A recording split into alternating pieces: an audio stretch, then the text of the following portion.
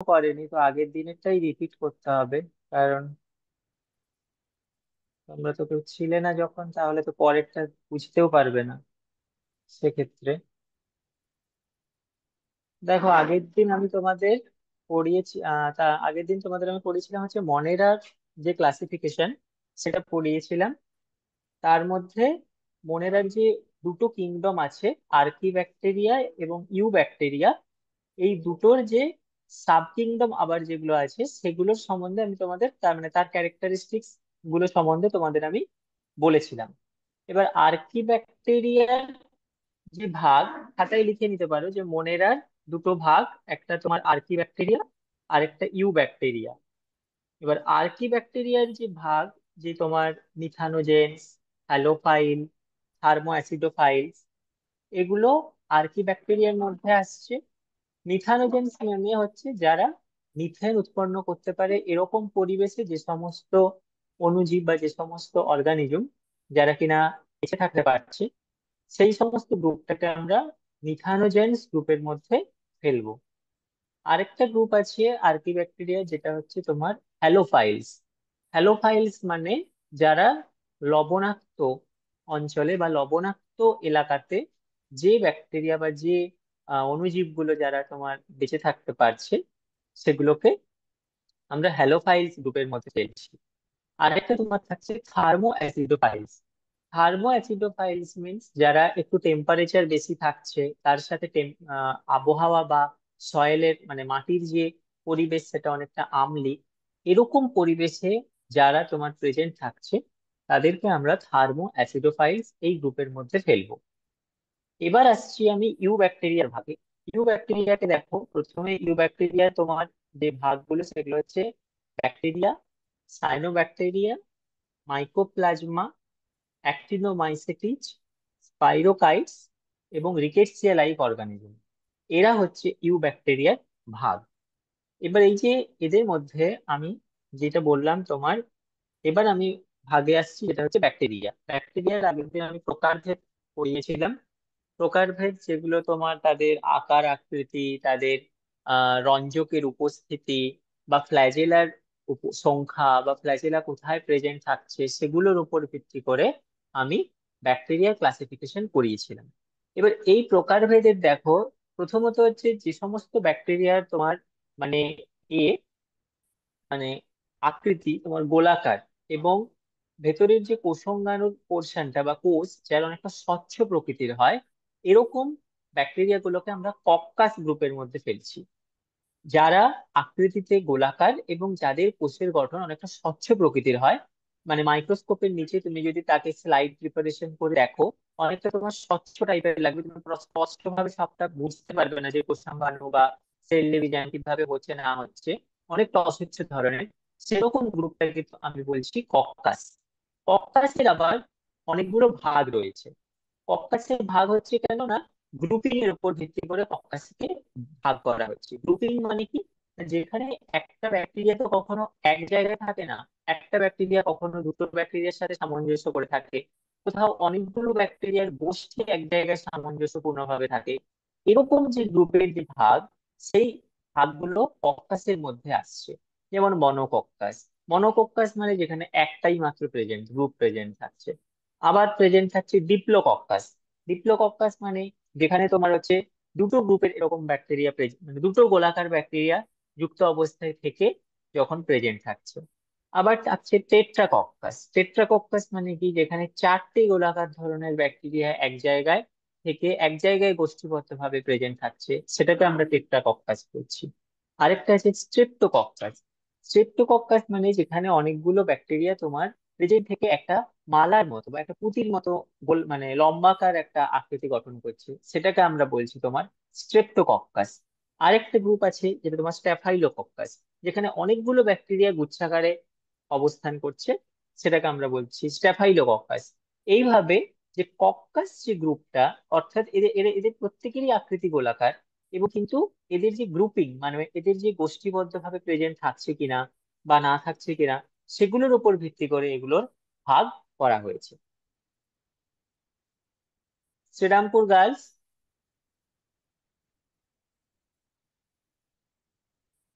Serampore girls শোনা যাচ্ছে? হ্যাঁ স্যার, শোনা যাচ্ছে।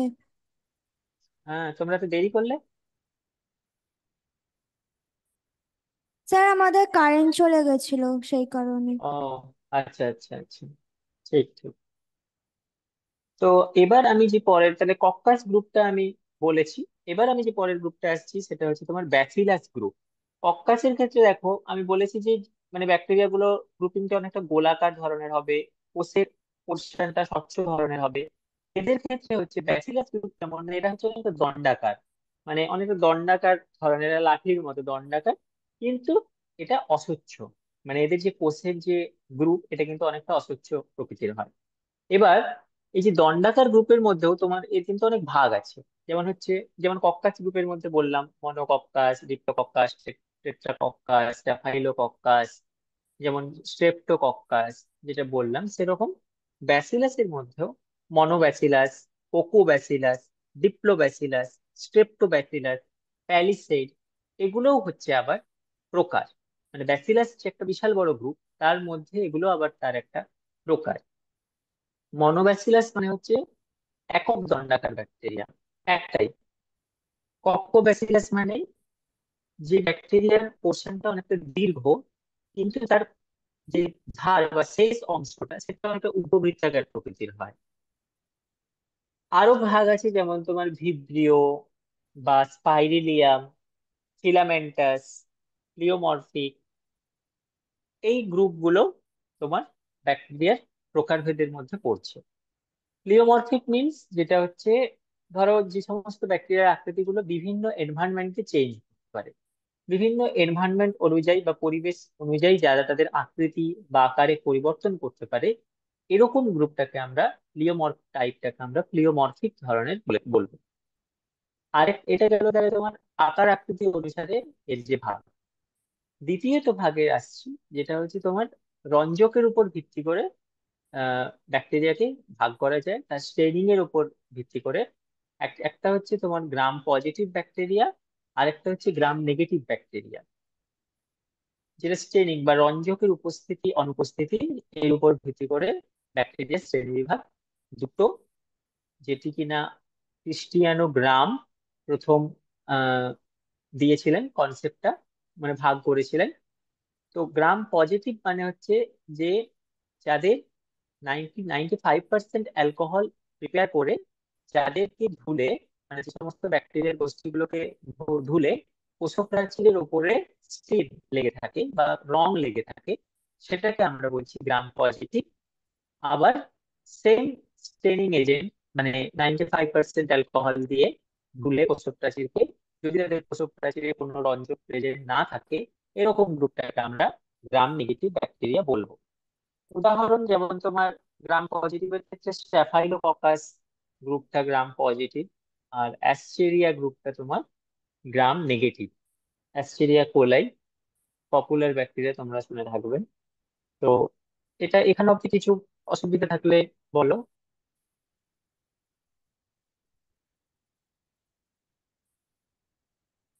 নিমপিট, শ্রীরামপুর গার্লস।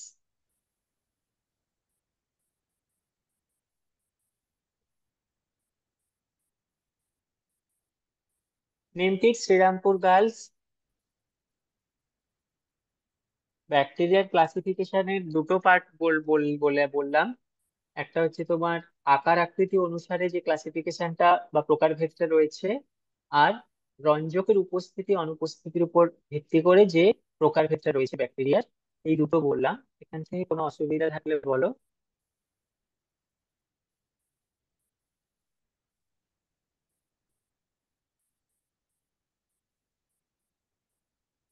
স্যার কোনো অসুবিধা নেই।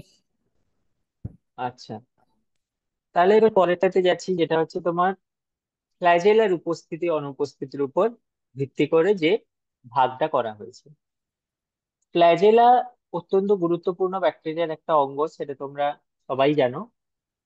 এই ফ্ল্যাজেলার হচ্ছে কিনা ব্যাকটেরিয়াকে অনেকটা, বডিটাকে ব্যালেন্স করতে সাহায্য করে, আবার অনেকটা গমনে সাহায্য করে। অন্য ব্যাকটেরিয়ার সাথে যুক্ত হয়ে যে গোষ্ঠীবদ্ধ আকার আকার নিতে এই ফ্ল্যাজেলা অনেকটা সাহায্য করে। তো এই ফ্ল্যাজেলার উপস্থিতি অনুপস্থিতির উপর ভাগ করে ব্যাকটেরিয়াকে কয়েকটা শ্রেণীতে ভাগ করা যায়, যেটা হচ্ছে একদমই ফ্ল্যাজেলা থাকে না এরকম যে গ্রুপ, আবার কোষের এক প্রান্তে একটা ফ্ল্যাজেলা আছে এরকম একটা গ্রুপ, কোষের যে কোনো প্রান্তে একগুচ্ছ ফ্ল্যাজেলা আছে এরকম একটা গ্রুপ, আবার কোষের উভয় প্রান্তে এক বা একাধিক ফ্ল্যাজেলা আছে এরকম গ্রুপ, আর লাস্ট গ্রুপ হচ্ছে যে কোষের চারিদিকে অসংখ্য ফ্ল্যাজেলা আছে এরকম একটা গ্রুপ। তো এই যে গ্রুপ গুলো বললাম, এগুলোর কিন্তু প্রপারলি একটা মানে সাইন্টিফিক নেমে কিন্তু এদেরকে তোমাকে মানে বিজ্ঞানসম্মত ভাবে তোমাকে একে কিন্তু বলতে হবে। যেমন অ্যাট্রিকাস, অ্যাট্রিকাস মিন্স কোনো ফ্ল্যাজেলা থাকে না, ব্যাকটেরিয়াটার মধ্যে কোনো ফ্ল্যাজেলা নেই। আবার থাকছে কি না তোমার মনোট্রিকাস, মনোট্রিকাস মানে কোষের যে কোনো এক প্রান্তে একটি মাত্র ফ্ল্যাজেলা প্রেজেন্ট। আরেকটা গ্রুপ যেটা বললাম যে কোষের প্রান্তে একগুচ্ছ ফ্ল্যাজেলা আছে, এরকমটা হচ্ছে লোফোট্রিকাস, মানে একটা লুফার মতো আকৃতি হয়। তো সেই গ্রুপটাকে আবার বলবো লুফোট্রিকাস। আরেকটা গ্রুপ আছে অ্যাম্ফিট্রিকাস, যেখানে কোষের উভয় প্রান্তে এক বা একাধিক ফ্ল্যাজেলা প্রেজেন্ট থাকছে। আরেকটা হচ্ছে পেরিট্রিকাস, পেরিট্রিকাস মানে মানে কোষের চারদিকে ফ্ল্যাজেলা প্রেজেন্ট, এরকম গ্রুপটাকে বলছি পেরিট্রিকাস। তাহলে তোমার এবার এদের উদাহরণগুলো দেখে নেবে, যে অ্যাক্ট্রিকাস গ্রুপ যেমন কোরিনে ব্যাকটেরিয়াম, মনোট্রিকাস গ্রুপ যেমন ভিব্রিও, স্পাইরিলিয়ামের ক্ষেত্রে অ্যামফিট্রিকাস, সিউডোমোনাস যেমন lophotrichous kind of flagella present present দেখায়। তো এর পরের যে ক্লাসিফিকেশন আরেকটা হচ্ছে তোমার পুষ্টির উপর ভিত্তি করে। পুষ্টির উপর ভিত্তি করে তো আমি তিনটে ক্লাসিফিকেশন বলেইছিলাম, যে একটা তোমার যারা কিনা স্বভোজী ধরনের পুষ্টি পদ্ধতি ফর্ম করে, মানে যারা নিজেরাই ফটোসিনথেসিস করে সালোক সংশ্লেষ প্রক্রিয়ার মাধ্যমে নিজেরাই খাবার তৈরি করে এরকম একটা গ্রুপ। আর একটা থাকছে তোমার পরভোজী, মানে যারা কেবলমাত্র মৃত মৃত দেহ, মৃত পচা গলা শরীর বা অন্য কোনো বড় জীবের যে মৃত এলাকা, সেরকম এলাকাগুলো থেকে যারা খাবার তৈরি করছে, খাবার আহরণ করছে, এরকম গ্রুপটাকে পরভোজী গ্রুপ বলছে। এর সাথে সাথেও আবার বেশ কিছু গ্রুপ রয়েছে যারা কিনা তোমার উপকারী ধরনের মিথজীবী, মিথজীবী কাইন্ড অফ, যে একটা কোনো একটা ব্যাকটেরিয়া একটা কোনো প্যারাসাইট বা প্যারাসাইট রূপে অন্য কোনো বড় প্রাণীর দেহে থাকলো, দিয়ে এবার দুজনেই উপকৃত হচ্ছে এরকম একটা গ্রুপ। আবার হয়তো মানে তোমার কি অপরের ক্ষতি করছে এরকমও একটা গ্রুপ। তাহলে মেইনলি স্বভোজী পরভোজী এই দুটোই গ্রুপের মাধ্যমে তুমি ব্যাকটেরিয়াকে ক্লাসিফাই করতে পারবে। এবার আসছি তোমার আজকের যেটা, মানে আগের দিন আমি এইটা তোমাদের পড়িয়েছিলাম, আগের দিন যে ইউ ব্যাকটেরিয়া আর আর্কি ব্যাকটেরিয়া, আর হচ্ছে এদের এদের যে আবার ক্লাসিফিকেশন গুলো রয়েছে, তার মধ্যে তোমার ইউ আর্কি ব্যাকটেরিয়াটা পুরোটা কমপ্লিট করেছিলাম। আর ইউ ব্যাকটেরিয়ার ক্ষেত্রে এই ব্যাকটেরিয়ার পোর্শনটা শুরু করেছিলাম। তো ব্যাকটেরিয়া এখন অব্দি অব্দি তাহলে আমি ক্লাসিফিকেশনটাই বললাম, যেটা হচ্ছে যে একটা তোমার আকার আকৃতির উপর ভিত্তি করে ক্লাসিফিকেশন, রঞ্জকের উপস্থিতি অনুপস্থিতি ওগুলোর উপর ভিত্তি করে ক্লাসিফিকেশন, আরেকটা তোমার বলেছি ফ্ল্যাজেলার প্রেজেন্ট অর অ্যাবসেন্ট ওর উপর ভিত্তি করে ভাগ, আরেকটা হচ্ছে ব্যাকটেরিয়ার পুষ্টি পদ্ধতি ওর উপর ভিত্তি করে ভাগ। তো এরপরে আমি যেটা ব্যাকটেরিয়ার ক্লাসিফিকেশনে যাব সেটা হচ্ছে জনন বা প্রজননের উপর ভিত্তি করে ব্যাকটেরিয়ার যে ক্লাসিফিকেশন রয়েছে। ব্যাকটেরিয়ার ক্ষেত্রে তোমরা জানো মূলত তিন ধরনেরই জনন প্রক্রিয়া সম্পন্ন হয়। একটা তোমার অঙ্গজ জনন, যৌন জনন আর অযৌন জনন, এই তিন ধরনেরই প্রসেস ফলো হয়। তো এখানে যাব, তো এর আগে অবধি বা এর আগের ক্লাসের কোনো কিছু নিয়ে কোনো কোশ্চেন থাকলে তোমরা বলো, না হলে আমি এই ব্যাকটেরিয়ার যে জনন প্রক্রিয়ার মধ্যে আজকে অঙ্গজ জনন থেকে শুরু করবো আর কি। শ্রীরামপুর গার্লস, নিমপিট, নিমপিটে অনেকজন পরে এলো দেখলাম।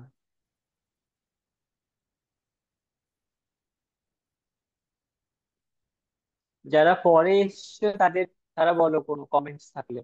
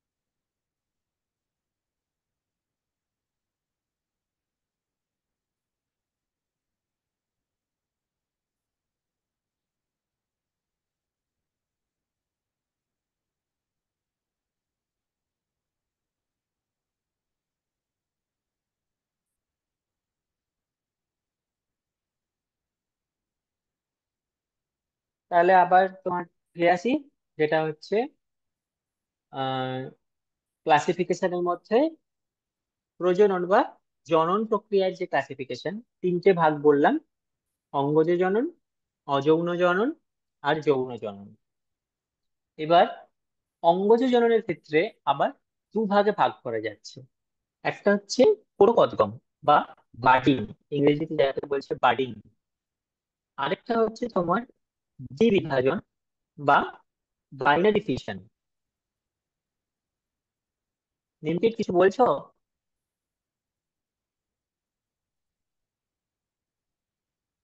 নিমপিট কিছু কি বলছো?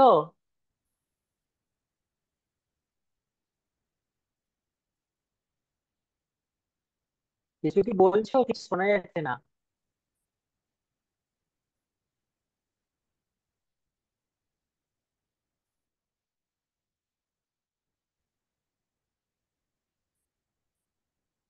না স্যার, না, কিছু না। তো আচ্ছা আচ্ছা, তাহলে তোমার পরকোদ্গম বা বাডিং, যেটা বাডিং পদ্ধতি মানে হচ্ছে যেখানে একটা মাতৃকোষ যখন বিভাজিত হওয়া শুরু করে তখন সেটা একটা প্রান্তের বৃদ্ধি ঘটাতে থাকে।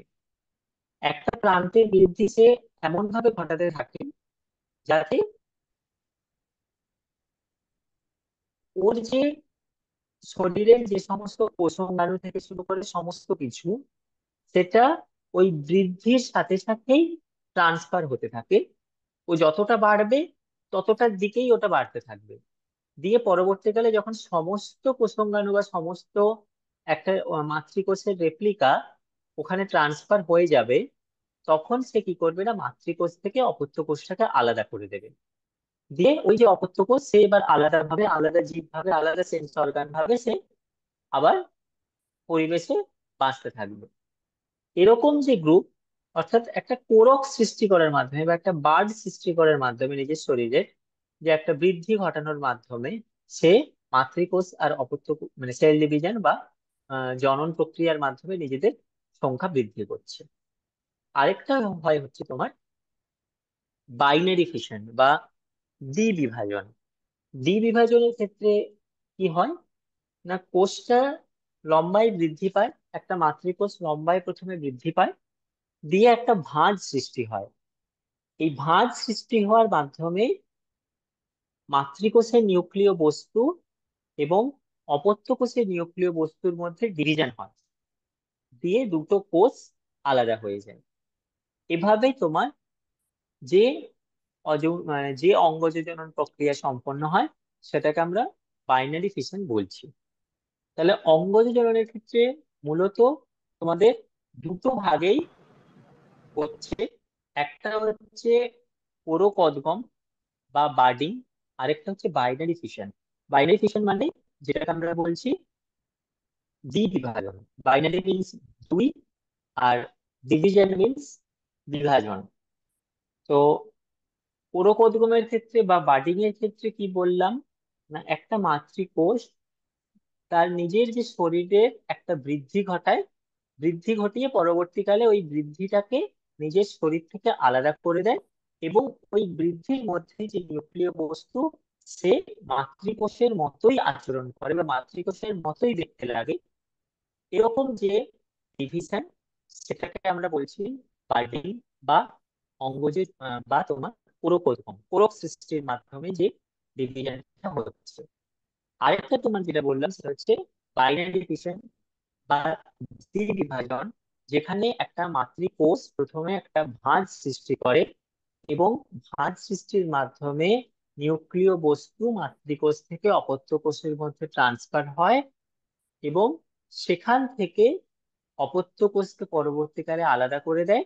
এবং অঙ্গজ জনন পদ্ধতিতে, অঙ্গজ মানে নিজের দেহ থেকে, অঙ্গ থেকে যে অপত্যের তৈরি হচ্ছে, নিজের দেহ থেকে মানে নিজের অঙ্গ থেকে যে অপত্য তৈরি হচ্ছে সেটাকে আমরা অঙ্গজ জনন পদ্ধতির মাধ্যমে ব্যাকটেরিয়া ক্লাসিফিকেশন বললাম। এ- এটা বুঝতে পারা গেছে তো? এরপরে অযৌন জননটা বলবো।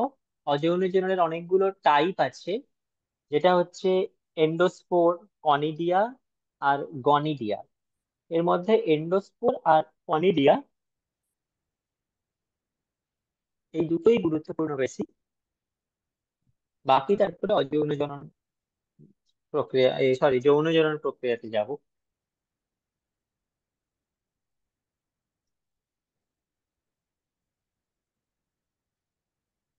তো অযৌন জননের ক্ষেত্রে এন্ডোস্পোর মানে এন্ডোস্পোর মানে হচ্ছে, দেখো, অনেক গ্রাম পজিটিভ ব্যাকটেরিয়া যারা কি করে না, অনেক খারাপ এনভায়রনমেন্টে বা প্রতিকূল পরিবেশে নিজেদেরকে বাঁচিয়ে রাখার জন্য তারা কি করে, তাদের নিউক্লিয়াস নিউক্লিয়াসের মধ্যে যে নিউক্লিয় বস্তু রয়েছে এবং যে সাইটোপ্লাজম রয়েছে, এই সাইটোপ্লাজমকে তারা অনেকটা দৃঢ় আবরণে আবৃত করে কোষের মধ্যে এন্ডোস্পোর রূপে প্রেজেন্ট রাখে।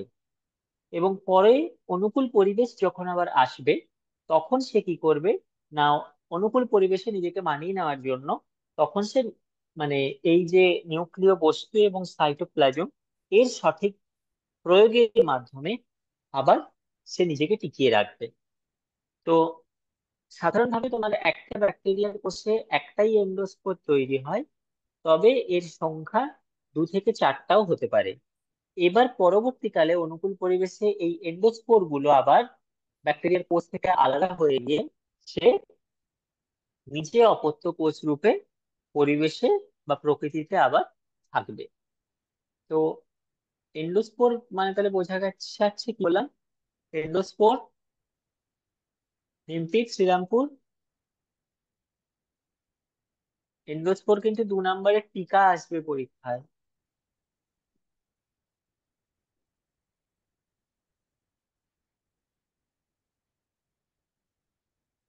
আরেকটা হচ্ছে যেটা তোমার কনিডিয়া।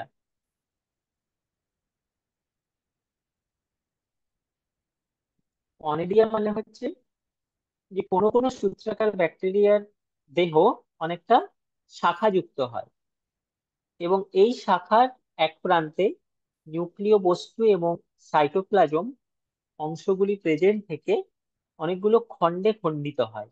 এই যে প্রত্যেকটা খণ্ড, এটাকেই কনিডিয়া বলে। এবং পরবর্তীকালে এই কনিডিয়া গুলি একটা শৃঙ্খলের মতো যুক্ত থাকে এবং মাতৃদেহ থেকে একটা একটা একটা একটা করে আলাদা হয়ে যায়। এভাবেই যে পদ্ধতিতে তারা জনন প্রক্রিয়া সম্পন্ন করে, সেটাকেই আমরা অনিডিয়ার মাধ্যমে যে আহ অযৌন জনন পদ্ধতি, এটাকে আমরা বলবো।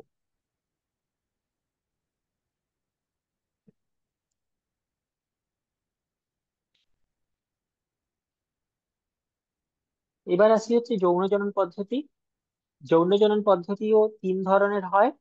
একটা তোমার কনজুগেশন, ট্রান্সফরমেশন বা রূপান্তর ভবন, আর একটা হচ্ছে ট্রান্সডাকশন। কনজুগেশন মানে যখন একই প্রজাতির ব্যাকটেরিয়া, মানে দুটি একই প্রজাতির ব্যাকটেরিয়া পাশাপাশি অবস্থান করে, তখন তারা একে অপরের মধ্যে মানে সংস্পর্শে আসা মাত্রই তারা তাদের জেনেটিক বস্তু অপর যে আসা, মানে সংস্পর্শে আসা যে ব্যাকটেরিয়া তার জেনেটিক বস্তুর সাথে আদান প্রদান করে। এবং এখানে যে ব্যাকটেরিয়া জেনেটিক বস্তুটাকে দান করছে তাকে আমরা পুরুষ বা F+ বলি, আর যে গ্রহিতা ব্যাকটেরিয়া ওই জেনেটিক বস্তুটাকে গ্রহণ করছে তাকে আমরা স্ত্রী বা F- বলি। এইভাবে পুরুষের যে ব্যাকটেরিয়া থেকে একটা প্রবর্ধক বা পিলি যেটা নির্গত হয়, এবং যেটা কিনা মানে যেই পিলির মাধ্যমে জেনেটিক বস্তু তোমার যে গ্রহিতা ব্যাকটেরিয়া আছে ওর শরীরে মানে পিলি যুক্ত হয়ে জেনেটিক বস্তু আদান প্রদান করে, এই যে ভাব- যে সম্পন্ন, সেটা বলছি তোমার কনজুগেশন। কনজুগেশন মানে তাহলে বোঝা গেল যে যখনই একটা একই প্রজাতির দুটি ব্যাকটেরিয়া পাশাপাশি অবস্থান করে, তখন দুটো ব্যাকটেরিয়ার মধ্যে জেনেটিক বস্তুর আদান প্রদান হয় যে ব্যাকটেরিয়া জেনেটিক বস্তু দান করছে তাকে আমরা পুরুষ বলছি বা F+ বলছি, আর যে ব্যাকটেরিয়া এই জেনেটিক বস্তুটাকে গ্রহণ করছে সেটাকে আমরা স্ত্রী বা মাইনাস ক্যাটাগরির মধ্যে ফেলছি। এবার এই জেনেটিক বস্তু পিলি নামক এক প্রকার প্রবর্ধক, যেটা পুরুষ বা গ্রহিতা মানে সরি দাতা ব্যাকটেরিয়ার শরীর থেকে নির্গত হচ্ছে, এবং যেটার টিউব লাইক, যেটার মাধ্যমে জেনেটিক বস্তু স্ত্রীর ব্যাকটেরিয়ার শরীরে যাচ্ছে, প্রেজেন্ট যাচ্ছে, সেই পদ্ধতিটাকে আমরা কনজুগেশন পদ্ধতি বলছি। এবার এই কনজুগেশন পদ্ধতির মাধ্যমে কি হয় না, স্ত্রীর দেহে ওই ব্যাকটেরিয়া বা দাতা ব্যাকটেরিয়ার প্রতিলিপি গঠিত হয়, যেটাকে তোমরা প্লাজমিড নামেও বলতে পারো। ওই যে প্রতিলিপি গঠিত হয়, সেই প্রতিলিপি পরবর্তীকালে মাতৃদেহ থেকে আলাদা হয়ে যায় এবং নতুন আরেকটা ব্যাকটেরিয়া উদ্ভূত হয়। তাহলে এখানে কি হচ্ছে না, জেনেটিক বা জিনগত মানে একটা ব্যাকটেরিয়ার যে জেনেটিক বস্তু সেটা কিন্তু ট্রান্সফার হচ্ছে আরেকটার মধ্যে। এটাকে আমরা কনজুগেশন পদ্ধতি বলছি। আরেকটা পদ্ধতি হচ্ছে কি রূপান্তর ভবন বা ট্রান্সফরমেশন। ট্রান্সফরমেশন মানে যেখানে একটা মৃত ডিএনএর অংশ কোনো সমগোত্রীয় ব্যাকটেরিয়ার কোষে প্রবেশ করার পরে সেটা ওই ব্যাকটেরিয়ার শরীরে যে জিন থাকে তার সাথে তার যে তার তার নতুন বৈশিষ্ট্যকরণ বা তার চেঞ্জ ঘটানোর যে পদ্ধতি, সেটাকে আমরা রূপান্তর ভবন বা ট্রান্সফরমেশন বলছি। এখানে কি হচ্ছে না, একটা যে বংশ পরম্পরার যে ট্রান্সফার মানে জেনেটিক বস্তুর যে ট্রান্সফার, আমরা তার জেনেটিক্সটাকেও কিন্তু ধরতে পারবো এই রূপান্তর ভবন এবং কনজুগেশন বা ট্রান্সডাকশনের মাধ্যমে। আরেকটা তোমার থাকছে ট্রান্সডাকশন। ট্রান্সডাকশন মানে তোমরা ব্যাকটেরিওফাজ আর যে ব্যাকটেরিয়া সেটাকে এখানে বলা যায় তোমার হচ্ছে কিনা ফাজ ভাইরাস বাহকের মাধ্যমে জেনেটিক বস্তু কি হয় না। স্যার বলছি শ্রীরামপুর গার্লস হাই স্কুলে ক্লাস আছে, তো আমরা কি লিভ করতে পারি? হ্যাঁ হ্যাঁ, তোমরা লিভ করো, ক্লাস আছে যখন। Okay sir, thank you. হুম। হ্যাঁ। না, ফাজ প্রথমে কি করে না, ব্যাকটেরিয়ার যে সেল বা কোষ সেটাকে আইডেন্টিফাই করে, তারপরে সে উৎসেচকের সাহায্যে ব্যাকটেরিয়ার যে সেল বা কোষপ্রাচীর সেটাকে সে ভেঙে দেয়, এবং ফাজ পরবর্তীকালে নিজের যে রেপ্লিকা বা নিজের বংশবিস্তার ওই ব্যাকটেরিয়ার শরীরের মধ্যে করতে থাকে। পরবর্তীকালে এতটাই বেশি বংশবিস্তার করে যে ব্যাকটেরিয়া বা কোষকে ফাটিয়ে ফাজ বাইরে বেরিয়ে আসে। এভাবে অনেকগুলো তোমার ব্যাকটেরিওফাজ আবার ফর্ম হয়। অর্থাৎ একটা বাহক ব্যাকটেরিয়ার শরীরকে নিচ্ছে নিজের রেপ্লিকা বাড়ানোর জন্য। তো এইভাবে যে মানে এইভাবে যে ব্যাকটেরিয়ার যে সংখ্যা বৃদ্ধি বা প্রজনন ঘটে, সেটাকে আমরা ট্রান্সডাকশন পদ্ধতি বলছি। তো এর ক্লাসিফিকেশনটা শেষ করলাম। পরের দিন সায়ানোব্যাকটেরিয়া থেকে শুরু করব বা নীলাভ সবুজ শৈবা থেকে শুরু করব। তো এখানে অব্দি কোনো কোশ্চেন থাকলে বলো।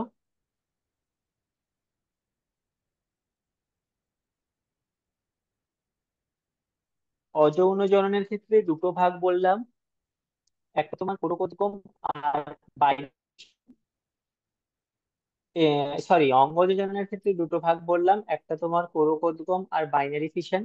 অযৌন জননের ক্ষেত্রে দুটো ভাগ বললাম, একটা এন্ডোস্পোর গঠনের মাধ্যমে হতে পারে, কনিডিয়ার মাধ্যমে হতে পারে, গাইনিডিয়ার মাধ্যমে হতে পারে। আর যৌন জননের ক্ষেত্রে তিন ভাগ আছে, যেটা হচ্ছে কনজুগেশন, ট্রান্সফরমেশন আর ট্রান্সডাকশন। পরীক্ষাতে এরকমই কোশ্চেন দেয় যে জনন প্রক্রিয়ার ভিত্তিতে ব্যাকটেরিয়ার ক্লাসিফিকেশন কি বলো, বা ব্যাকটেরিয়ার প্রকারভেদ আলোচনা করো। এরকম কোশ্চেন আসে অনেক সময়। তো তোমরা বা ট্রান্সডাকশন বলতে কি বোঝো, ট্রান্সডাকশনে টিকা 2 নম্বরের আছে, তখন ওই ব্যাকটেরিওফাজ আর ব্যাকটেরিয়ার যে রিলেশন ওটা বলবে। তো এই তিনটের মধ্যে কোনো অসুবিধা থাকলে বলো। নিবিট,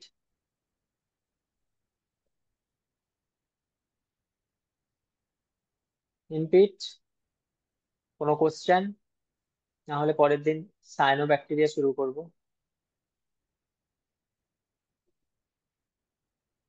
না স্যার। ঠিক আছে, আজকে তাহলে এখানেই রাখছি।